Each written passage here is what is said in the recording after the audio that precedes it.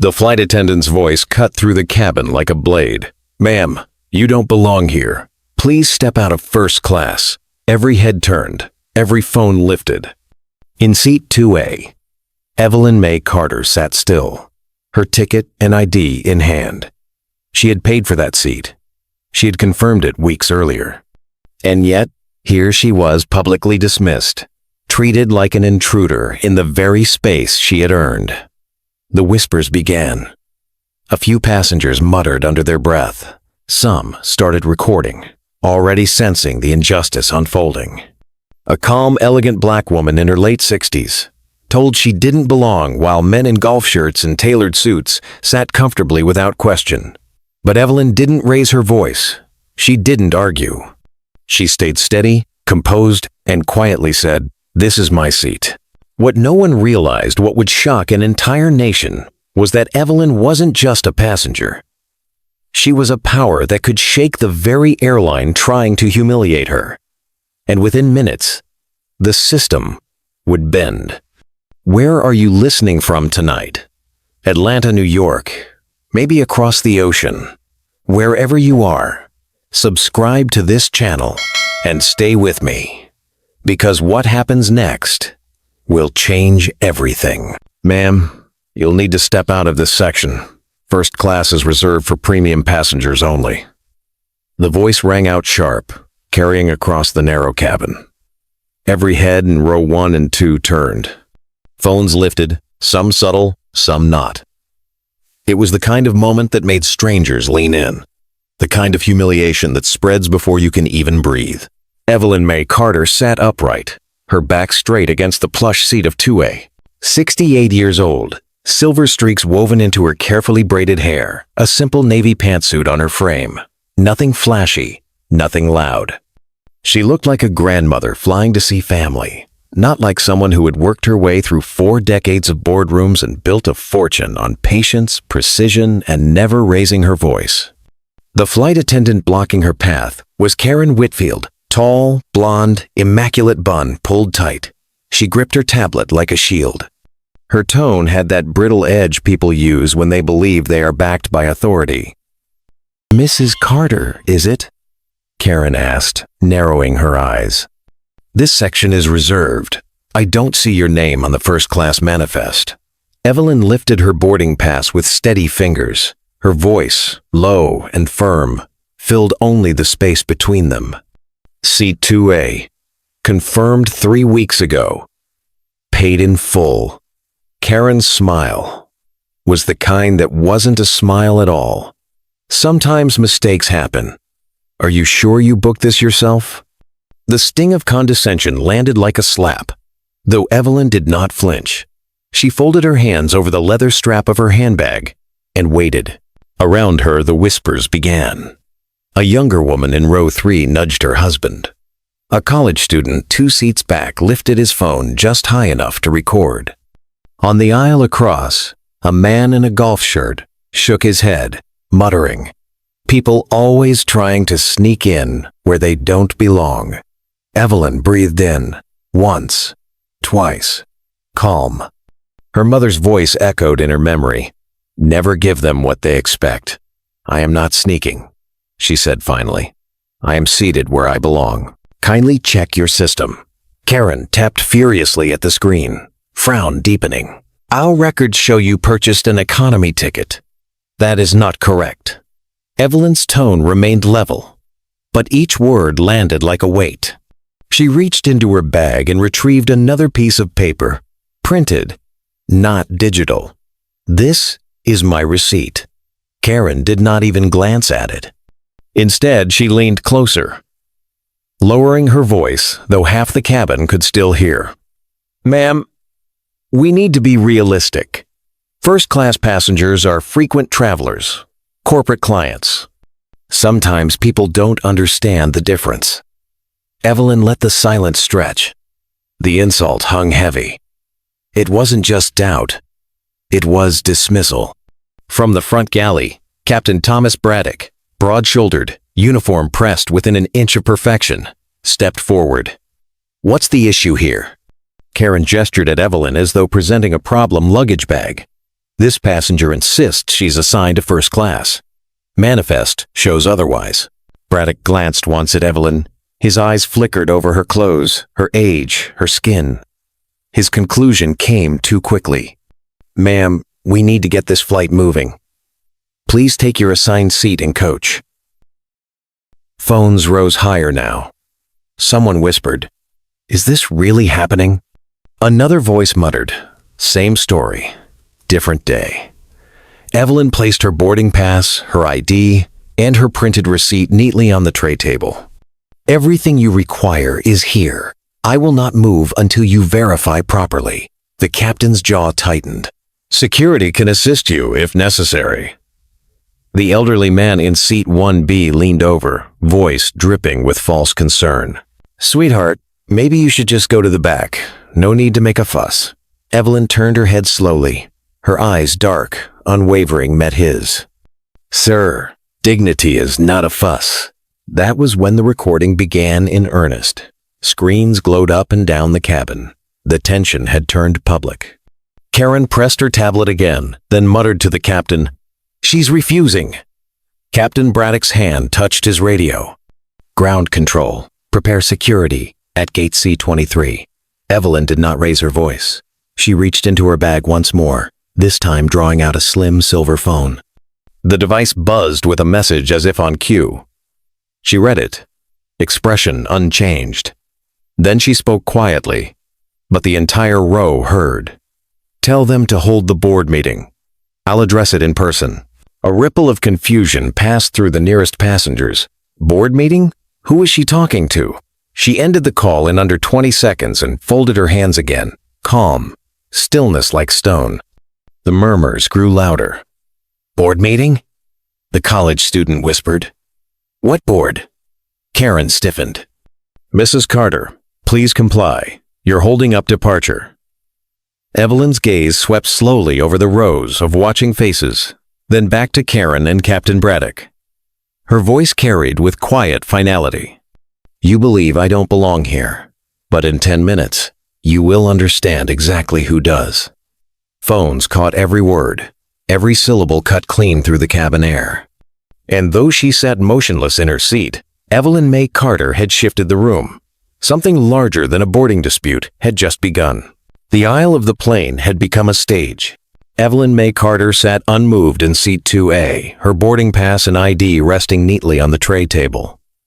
Flight attendants hovered like guards outside a courtroom. The real story, though, was in whispers and glowing phones.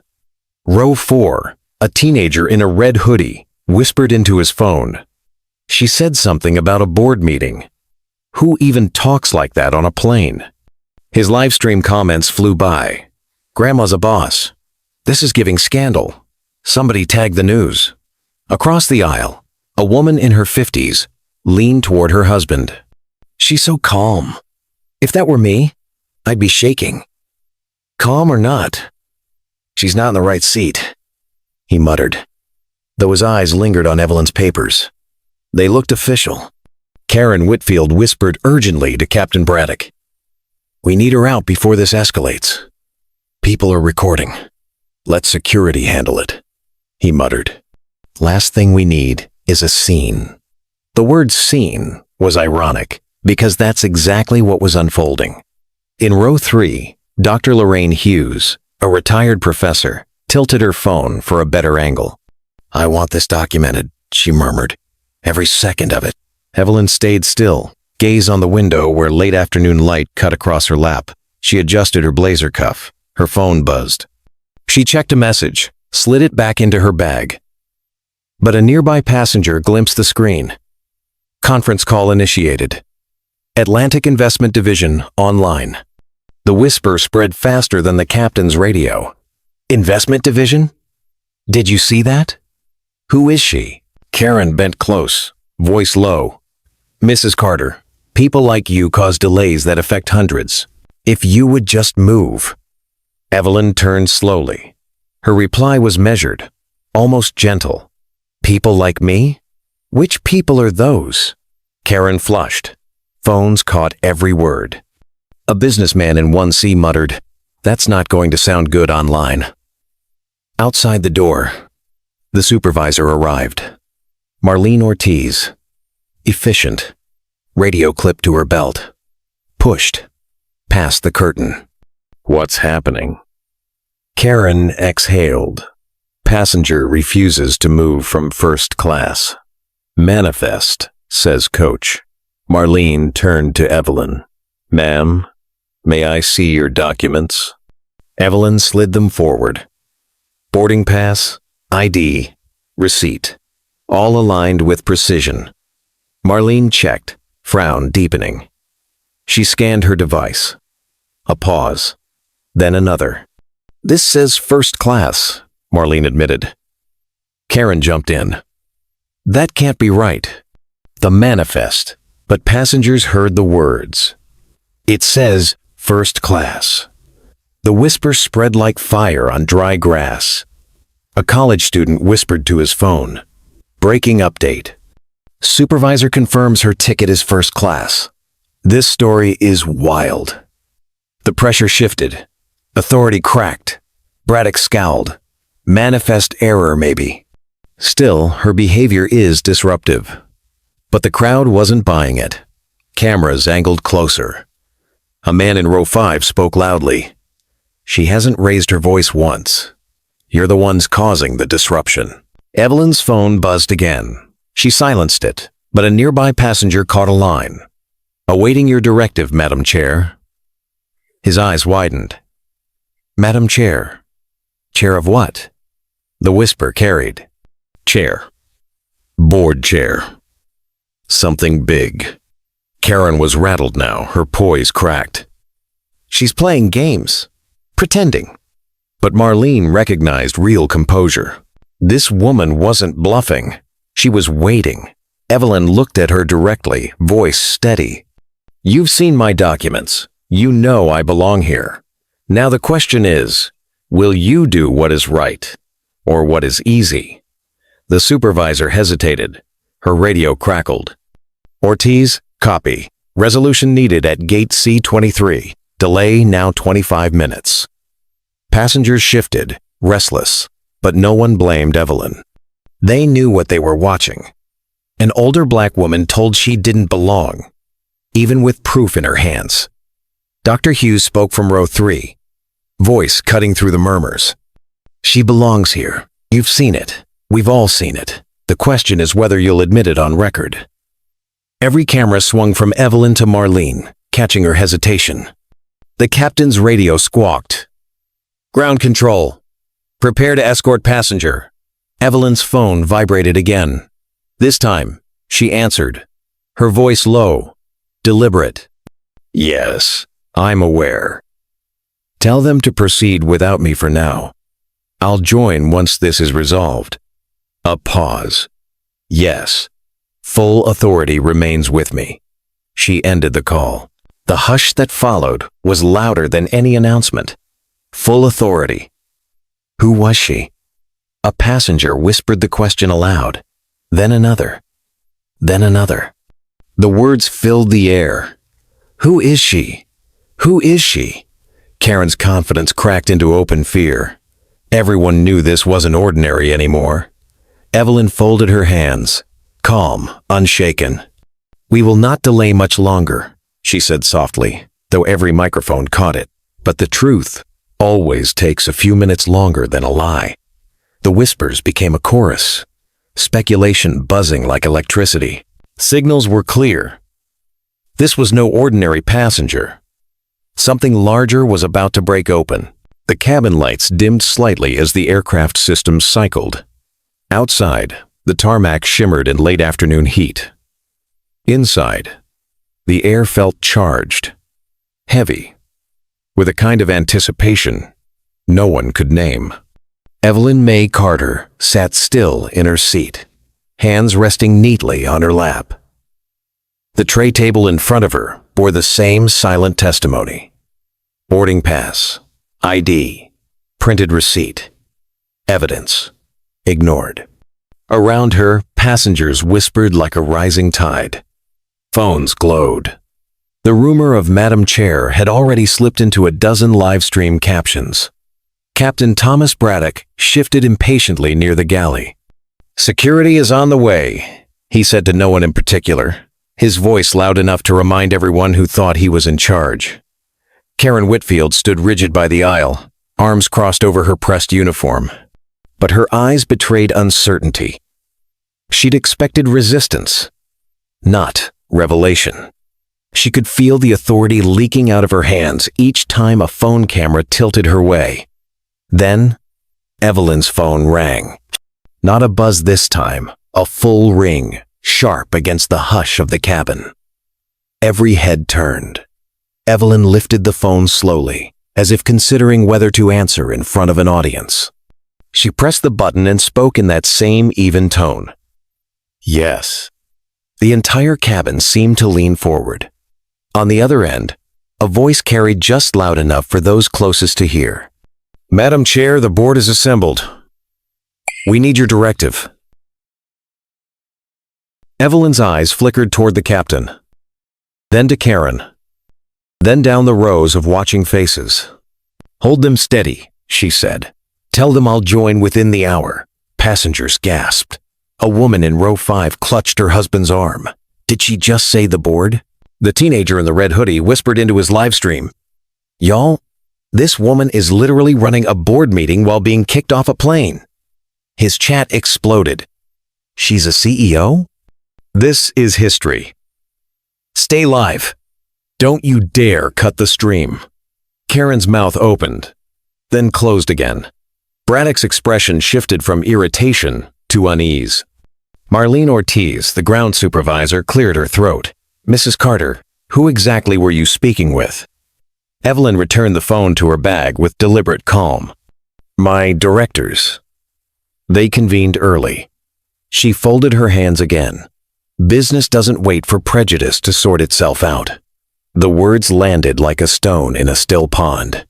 Ripples of silence spread outward, broken only by the hum of the air system. Dr. Lorraine Hughes in row 3 spoke up, her professor's voice carrying authority.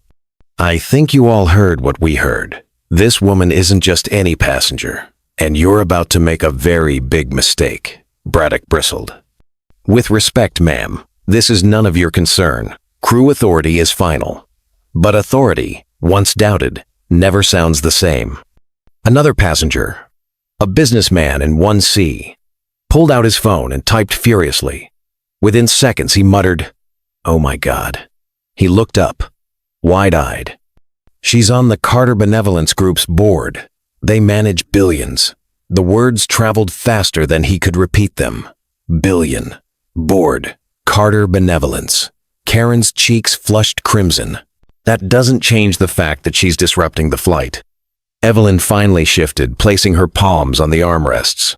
Her voice was soft, but undeniable. "What disrupts a flight more, Ms. Whitfield? A passenger seated in the seat she paid for? Or a company confronted with its own reflection?" Phones captured every word. Someone whispered, "This is going viral already." Marlene's radio crackled again. "Ortiz, confirmed situation. Delay is now 30 minutes. She pressed the button slowly, eyes on Evelyn. "Still under review," she answered. But her voice lacked conviction. Evelyn's phone vibrated again. She ignored it. Instead, she reached into her bag and withdrew a leather case, slim and elegant. From it, she pulled a single card and placed it gently on the tray table beside the documents. The man across the aisle squinted, then sucked in a breath. "Chairwoman Evelyn Mae Carter," he read softly. "Carter Benevolence Group." Another passenger repeated it louder, for the whole cabin to hear. "Chairwoman. She's a chairwoman." It was the moment the tide turned. The whispers no longer doubted. They declared. Karen's lips trembled. Braddock's hand hovered near his radio, but didn't move. Marlene's eyes flickered with recognition. She had heard of Carter Benevolence, though she had never imagined its founder sitting quietly in her aircraft. Evelyn looked directly at Marlene. "You see now why I will not move." Marlene's radio chirped again, this time with urgency. "Supervisor Ortiz, you are instructed to delay removal until further notice." Headquarters is requesting immediate confirmation of passenger identity. The word headquarters sliced through the tension. Headquarters was paying attention now. Evelyn leaned back, her expression calm, almost maternal. This is the call that changes everything. Not mine. Yours. The teenager's live stream chat exploded. She just flipped the script. Captain looks shook.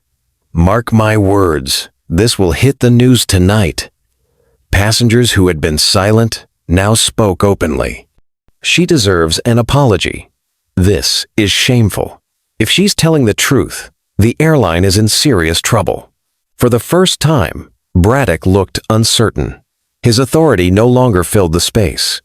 He muttered, "We'll verify," before retreating to the cockpit. Karen stood rigid, but her voice faltered when she spoke. This isn't what it looks like. Dr. Hughes snapped back. It's exactly what it looks like, and the world is watching. Evelyn said nothing. She didn't need to. The balance of power had already shifted. The plane remained on the ground, doors closed, passengers buzzing. Outside, ground staff moved briskly, as though aware something inside was unraveling. Inside, one truth became inescapable. Evelyn Mae Carter was not merely a passenger. She was someone whose phone call could move entire boards, whose title carried weight heavier than uniforms or radios. And in that moment, with the card glinting softly on the tray table, the national backlash had already begun 10 minutes early. The silence after Evelyn Mae Carter's revelation was not peaceful. It was charged. Like the pause before a storm breaks, the leather business card still rested on her tray table, its letters clear for anyone close enough to read. Chairwoman, Carter Benevolence Group. Captain Thomas Braddock returned from the cockpit, his steps slower than before. His voice carried less command now, more calculation. "Mrs. Carter," he began, "we're verifying your information with headquarters." Evelyn didn't flinch. "Good. Verification is what I asked for 30 minutes ago." Her calmness unsettled him. It unsettled everyone. When a woman under fire refused to raise her voice, the room shifted. Authority no longer came from uniforms. It came from composure. Karen Whitfield tried again. "Ma'am, even if your documents are in order, your refusal to comply is disruptive." A ripple of disapproval swept through the cabin. Passengers had grown bolder. A man in 5C said loudly, "Disruptive? She's been quieter than any of you." Comments poured in. They're gaslighting her.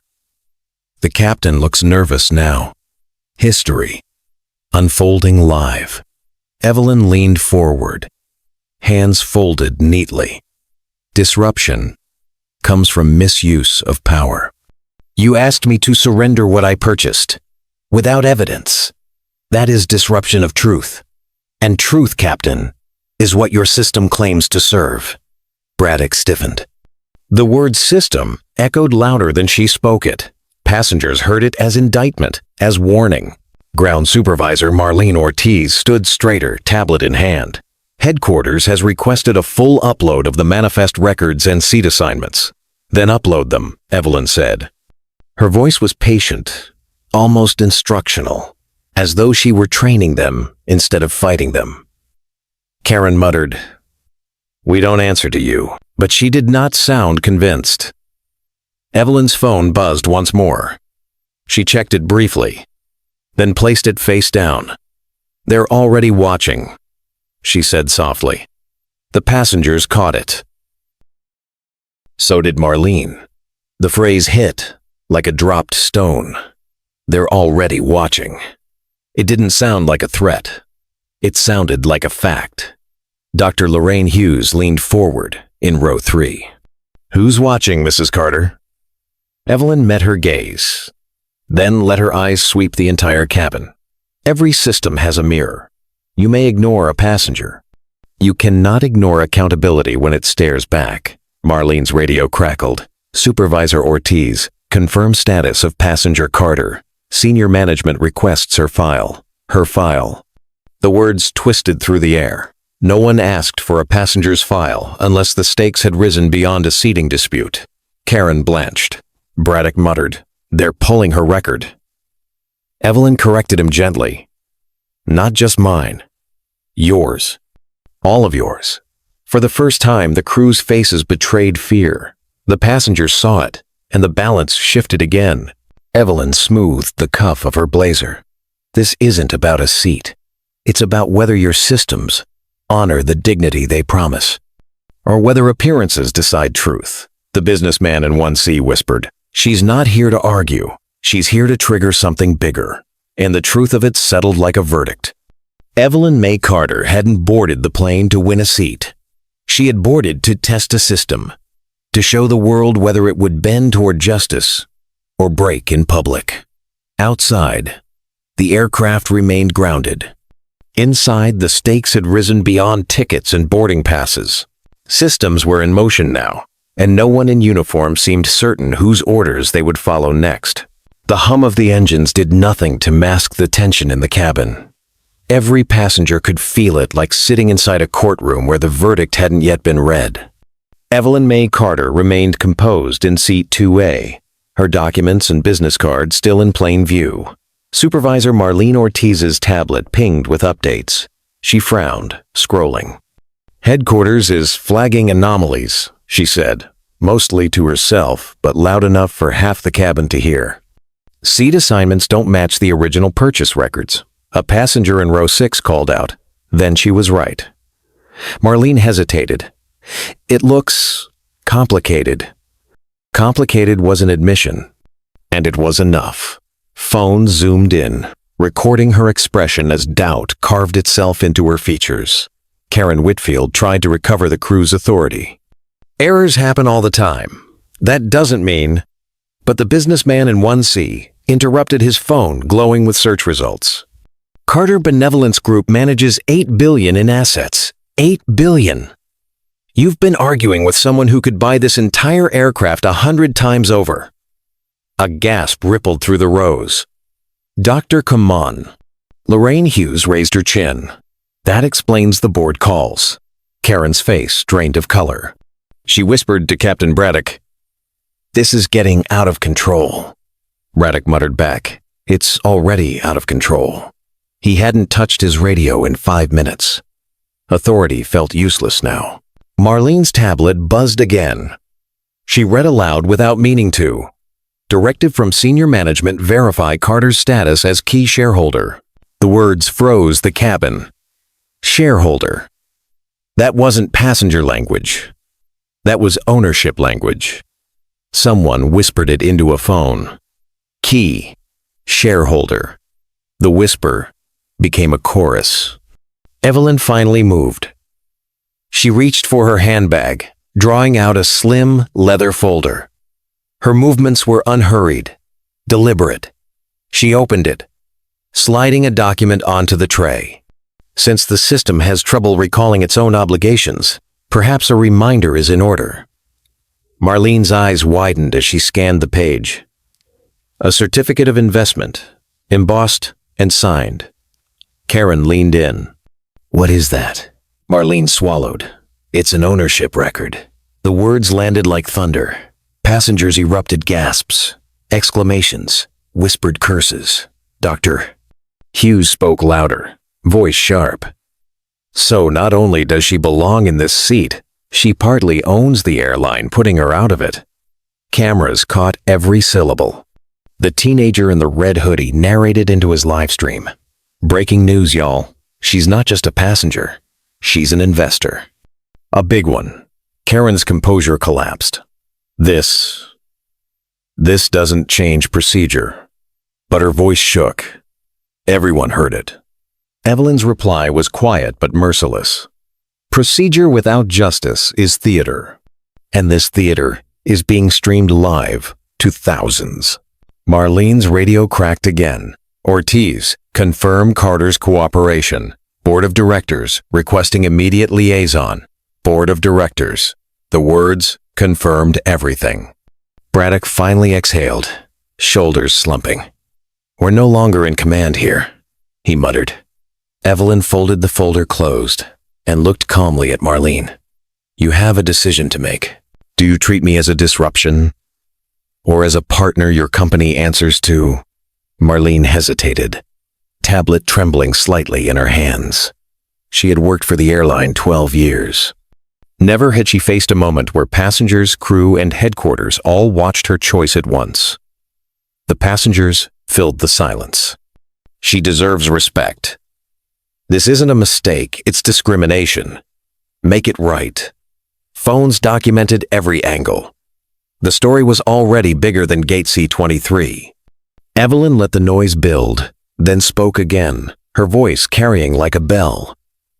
"Understand this. I am not here for a free seat. I am here to test whether your system bends to truth. So far, it does not, but systems can be corrected." Her words hung in the air, heavy, inescapable. And with that, the first cracks of revelation spread through the cabin. The crew no longer looked like authority figures. They looked like employees caught in a reckoning far beyond their pay grade. The motion had begun. The dominoes were tipping. And no one doubted anymore. Evelyn Mae Carter wasn't just a passenger. She was the storm inside their walls. The hum of the cabin had become a roar of voices, though no one spoke above a whisper. It was the intensity, the stacking of speculation, the realization that every second was being recorded and sent outward like ripples. Evelyn Mae Carter sat exactly as she had from the start, calm and upright, the folder of documents now resting closed on her lap. She looked less like a passenger and more like a judge who had chosen her courtroom. Supervisor Marlene Ortiz's radio buzzed again. This time, the voice was unmistakably urgent. "Ortiz, boardroom link is active. Director-level call awaiting Carter's confirmation." Passengers caught the words boardroom link, and the whispers surged. A young woman in row 7 gasped. "This isn't just corporate. This is top level. She's about to speak directly to the board." Captain Thomas Braddock rubbed the back of his neck, beads of sweat forming along his hairline. His authority had bled away in increments. Now, he looked less like a commander and more like a man trying to shrink out of sight. Karen Whitfield stood rigid in the aisle, clutching her tablet. But the conviction was gone. She stared at Evelyn with an expression hovering between dread and pleading, as though hoping this woman might extend mercy before the blow landed. Evelyn glanced around the cabin, her gaze moving from face to face, deliberately slow. When she spoke, it was not to the crew. It was to everyone. "You see what happens when systems forget their purpose," she said. "They mistake power for justice. They forget who keeps them alive. Passengers, investors, the public who watches." A murmur of agreement rippled down the rows. Several passengers nodded. Phones still lifted. Marlene swallowed hard and stepped closer. "Mrs. Carter, they're waiting on you. The board is—" Evelyn lifted a hand gently, stopping her mid-sentence. "They can wait another minute. This moment belongs here. You are all witnesses. What happens next is not about one woman or one seat. It is about whether this company belongs to its customers or to its prejudices." The words landed with weight. Even the air seemed to hold still. Then Evelyn picked up her phone, pressed a button, and said evenly into the receiver, "This is Carter. Begin the session." Marlene froze, tablet still in hand. Karen's lips parted as though to protest, but no sound came out. The captain lowered his eyes, and in that suspended instant, with the cabin a silent amphitheater, Evelyn Mae Carter delivered the line that would be replayed on broadcasts and podcasts, quoted in headlines, and etched into the memory of every person present. "From this moment forward," she said, her voice steady as stone, "I am the one giving orders." Phones caught it. Passengers gasped, and the impact thundered through the system like a bell struck at midnight. The cabin had gone still after Evelyn Mae Carter's words. Every phone in the room had caught at her claim that she was the one giving orders now. It was the kind of sentence that could either sound like arrogance or revelation, depending on what came next. Everyone leaned forward, waiting to see which it would be. Supervisor Marlene Ortiz's tablet pinged again, this time with a flashing header. She read it silently, her lips parting, then looked at Evelyn as though she'd seen a ghost. "Mrs. Carter?" she stammered. "Headquarters is requesting immediate confirmation.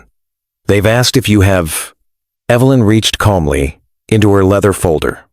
She drew out a thicker document, bound with a corporate seal. She placed it on the tray table, angled so that passengers nearby could see. Her voice was measured, each syllable deliberate. "This," she said, "is the ownership clause." Gasps rippled. The businessman in 1C squinted at the lettering, then spoke aloud for everyone to hear. "Certificate of Stakeholding. Carter Benevolence Group, 21% equity in Atlantic Regional Airways." His voice cracked on the number. 21%. She's not just a shareholder. She's one of the largest. The teenager in the red hoodie nearly dropped his phone. His livestream audience swelled past 10,000.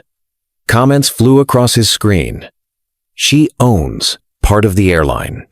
This is unreal." Heads are gonna roll. Captain Thomas Braddock took one step forward, eyes locked on the document. His face was pale. "That's impossible," he muttered. "I would have heard Evelyn cut him off without raising her voice. You have heard only what your chain of command allowed you to hear. But ownership does not consult with pilots before acquisitions." Karen Whitfield clutched her tablet to her chest, as though it could shield her. "You're saying you own this airline?" Evelyn's expression was unshakable. "Not all of it. Enough of it to hold veto power on corporate decisions. Enough to be notified whenever a material incident occurs that threatens shareholder value. And make no mistake, Ms. Whitfield, this is a material incident." The word struck like a gavel. Material incident. Even those unfamiliar with corporate law understood the gravity. Dr. Lorraine Hughes lifted her phone higher. "Say that again," she urged. Evelyn did, calmly, precisely. "Your attempt to remove me from my purchase seat, despite documented proof, constitutes discriminatory practice. Discrimination triggers the ownership clause. And under that clause, I now hold authority to demand immediate governance review." Marlene's radio crackled. "Ortiz, confirm Carter's claim. Legal is standing by." Marlene, still staring at the document, whispered into her mic. "Confirmed." "I'm looking at the certificate right now." The cabin erupted, passengers exclaiming, whispering, some laughing in disbelief. A woman in row 5 clapped her hands once in astonishment. She owns them. She actually owns them. The businessman in 1C shook his head. This is history happening in real time. Karen's voice faltered. "Mrs. Carter, I didn't know." Evelyn turned her gaze on her, sharp yet calm. "Ignorance does not excuse indignity. You saw a black woman, dressed simply, and assumed she did not belong. That assumption has now jeopardized your airline's reputation, its finances, and its future." The words sliced clean. Karen lowered her eyes.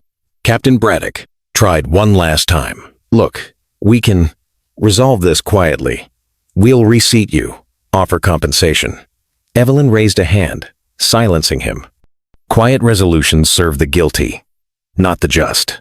This is not going away quietly." Phones caught every syllable. The teenager's livestream chat was exploding. "She's fearless. This is the CEO energy we need. Airline stock about to tank." Evelyn looked toward Marlene. "Supervisor Ortiz, relay to headquarters. Carter Benevolence Group is invoking Section 12 of the shareholder agreement. Immediate governance review. All personnel involved to be suspended pending investigation. Compliance within 24 hours. Marlene's hands shook as she typed. They'll need confirmation." "They have it," Evelyn replied. She tapped the corporate seal on the certificate. "This is binding," the passengers murmured louder, phones tilting to capture every detail. Dr. Hughes leaned back in her seat, her voice trembling with awe. She just turned a flight delay into a corporate trial.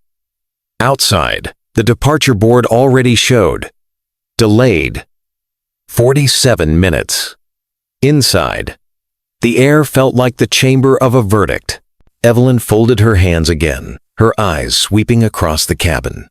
Remember this moment, because it proves what many forget. Systems are not invincible. They are accountable. And sometimes it takes only one person refusing to move to reveal who truly holds the power. Her words landed heavy. Passengers exchanged looks that mixed disbelief with pride, fear with admiration. Karen whispered to herself, "I've ruined my career." Braddock stared at the floor. Marlene relayed the directive to headquarters with a trembling voice.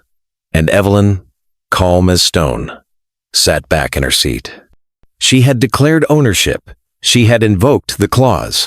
The balance of power was no longer in question. It was settled. The weight of Evelyn Mae Carter's words hung in the cabin like thunderclouds. Phones were still raised, recording, transmitting, multiplying. Supervisor Marlene Ortiz's radio crackled non-stop now, voices from headquarters overlapping in urgent tones. "Supervisor, confirm again. Is she invoking Section 12? Marlene's eyes darted from the embossed certificate on Evelyn's tray table to the anxious faces of the crew. Her throat felt dry. Confirmed. Passenger Carter is invoking the ownership clause. She has documentation. The silence that followed her confirmation was almost louder than the static. Captain Thomas Braddock rubbed his temples, muttering, "This is beyond protocol." He looked less like a captain now, and more like a man who had just realized the ground was crumbling under him. Karen Whitfield hugged her tablet close to her chest, as though clutching it could rewind the last 40 minutes. She whispered, "They'll never forgive this. They'll hang me out to dry." Evelyn finally spoke, her voice calm, low, and unyielding. "No one is hanging you out to dry, Ms. Whitfield. You hung yourself the moment you assumed my dignity was negotiable." The words struck harder than any shout could have. Even the teenager in the red hoodie fell silent, his live stream audience frozen mid-comment. Evelyn straightened in her seat, her hands folded neatly over the folder. "We will begin with immediate steps. Supervisor Ortiz, inform headquarters. This flight cannot depart until the governance review is activated. I am requiring replacement of the lead flight attendant and suspension of the captain pending investigation." Gasps shot through the cabin. Dr. Lorraine Hughes whispered, "She's firing them in real time." Karen's face drained of color. "Suspension? But you undermined a customer with documented proof," Evelyn replied, still composed.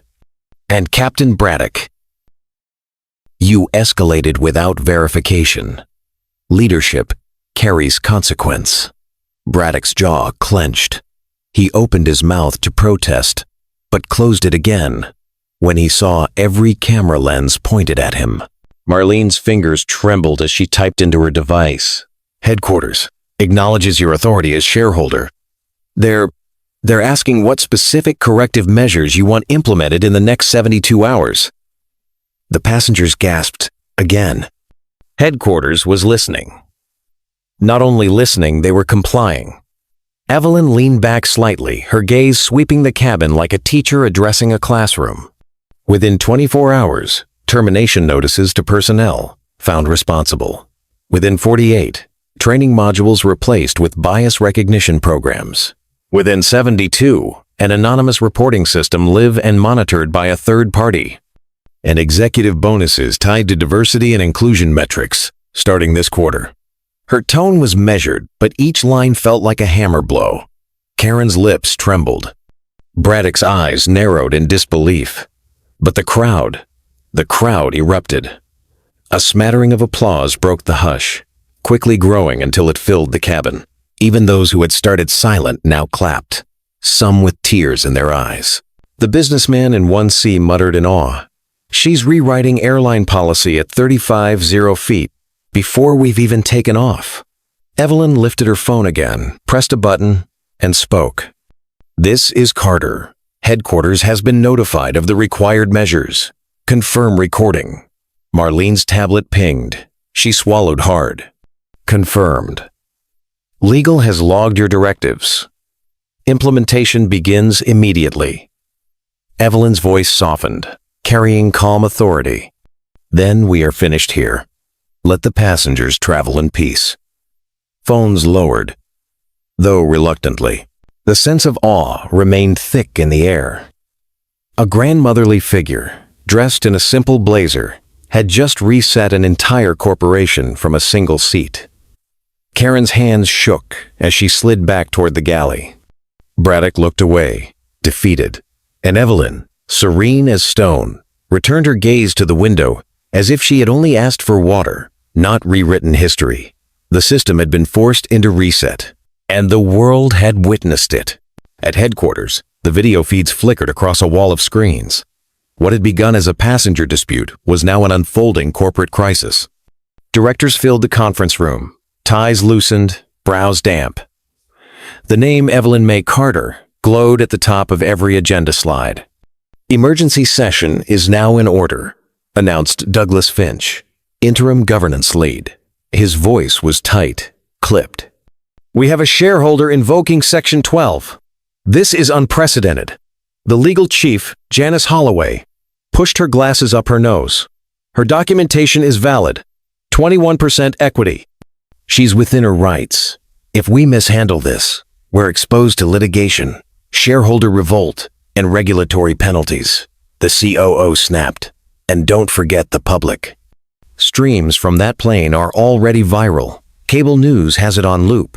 Black CEO removed from first classes, it's everywhere. The room buzzed with anxious voices until Douglas slammed the table. "Focus.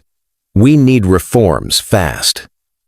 Carter demanded suspensions, bias training overhaul, third-party reporting, bonuses tied to inclusion metrics. Can we implement in 72 hours? The HR director's voice shook. "We can start tonight. Draft suspension notices for Whitfield and Captain Braddock. Announce interim replacements by morning." "Bias modules?" asked Douglas. "Contract with outside consultants," Janice said. "We'll frame it as independent oversight. Gives us credibility," the CFO interjected. "Bonuses tied to inclusion will cause uproar among executives." "Then let them uproar," Douglas snapped. "Would you prefer a shareholder revolt?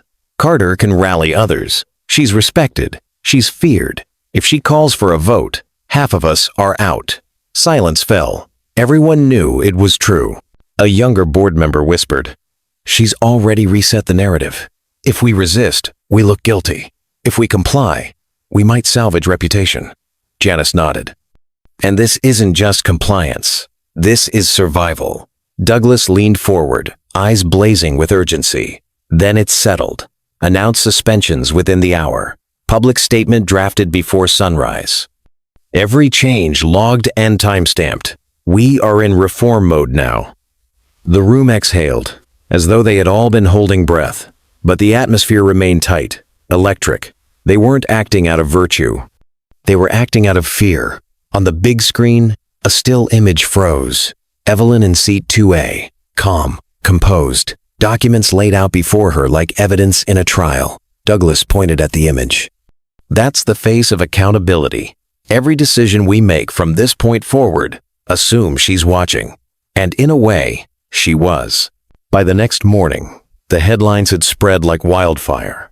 Every news outlet carried the same opening shot.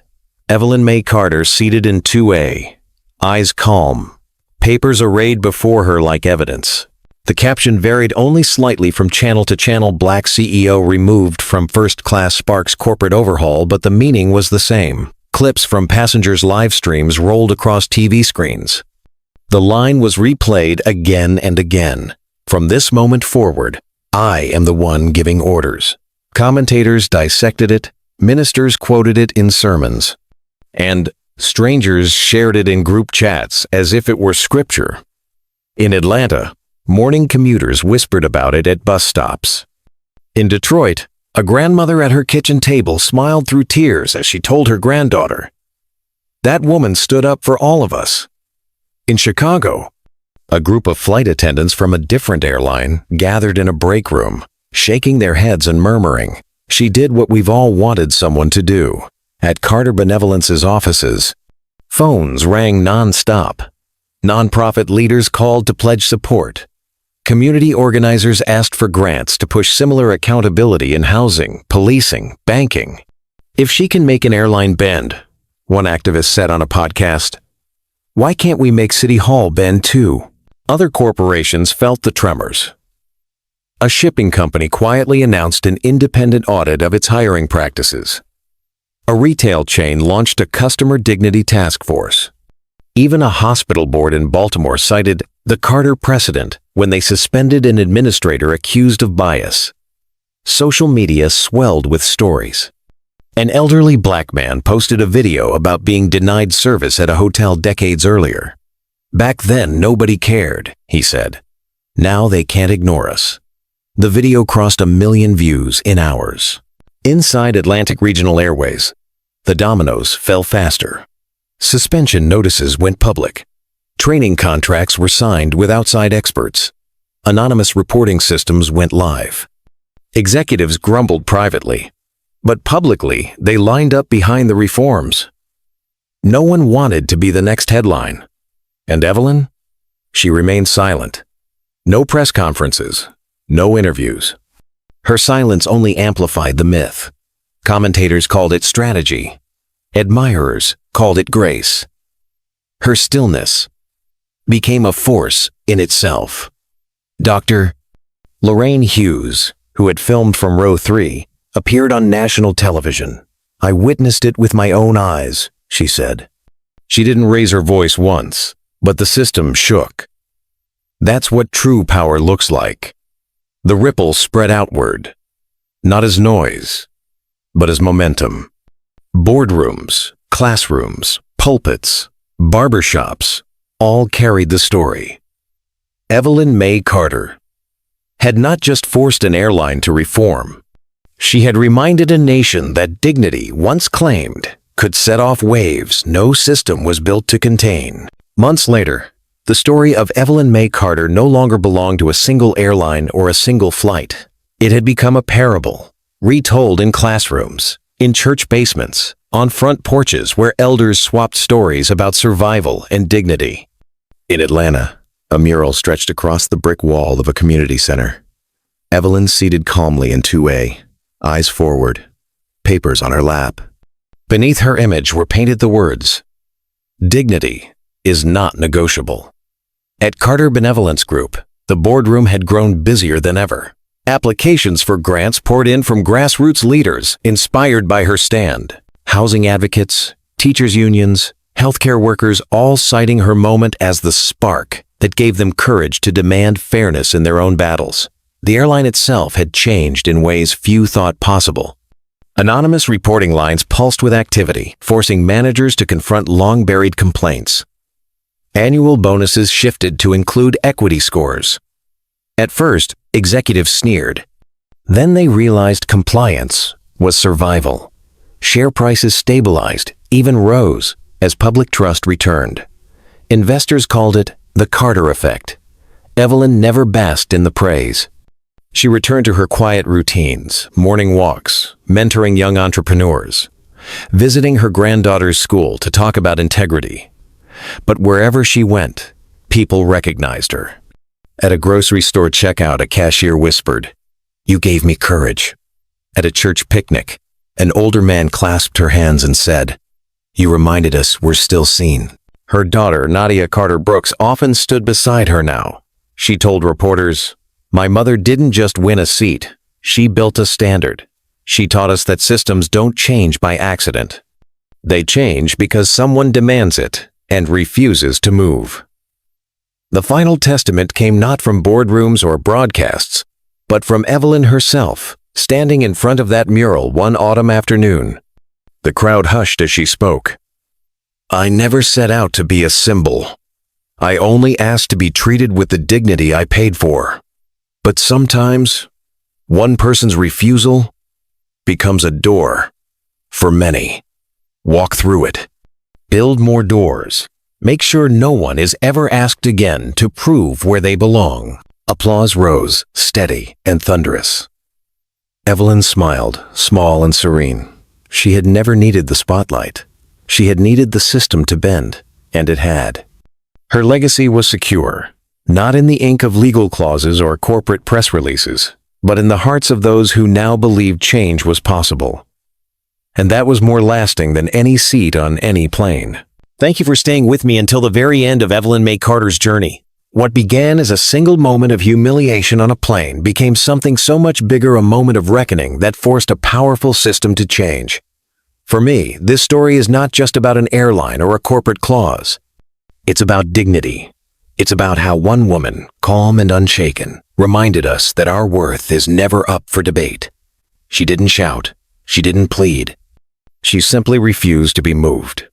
And in doing so, she moved an entire nation. And that's the heart of the message. True strength doesn't always come from volume or force. Sometimes it comes from stillness, from conviction, from knowing that you belong even when the world insists otherwise. Evelyn's victory is a reminder for all of us, especially for women who have lived through decades of being told no. If this story spoke to you, please share your thoughts in the comments. Like this video, share it with someone who needs to hear it, and don't forget to subscribe. Together, we keep these stories alive, and together, we remind the world, dignity is not negotiable.